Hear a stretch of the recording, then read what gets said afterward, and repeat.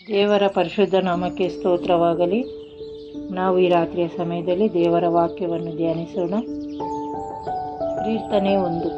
ಯಾವನು ದುಷ್ಟರ ಆಲೋಚನೆಯಂತೆ ನಡೆಯದೆ, ಪಾಪಾತ್ಮರ ಮಾರ್ಗದಲ್ಲಿ ನಿಂತುಕೊಳ್ಳದೆ, ಧರ್ಮನಿಂದಕರೊಡನೆ ಕೂತುಕೊಳ್ಳದೆ, ಯೆಹೋವನ ಧರ್ಮಶಾಸ್ತ್ರದಲ್ಲಿ ಆನಂದ ಪಡುವವನಾಗಿ ಅದನ್ನೇ ಹಗಲಿರುಳು ಧ್ಯಾನಿಸುತ್ತಿರುವನು, ಅವನು ಎಷ್ಟೋ ಧನ್ಯನು.